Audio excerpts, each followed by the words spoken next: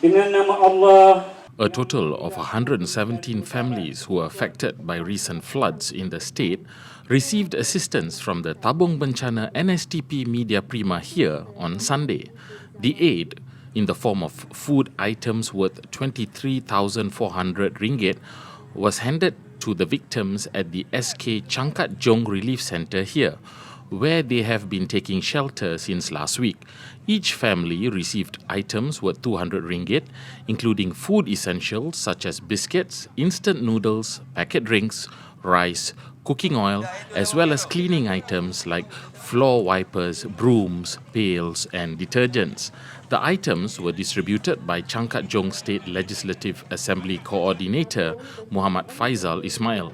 Also present were Hile Perak District Assistant Officer for Development Nurul Afizal Zainal Abidin, Hile Perak District Deputy Police Chief Superintendent Yahaya Hassan, and 10 members of the NSTP Media Prima Volunteer Brigade led by Muhammad Nazrin Johari.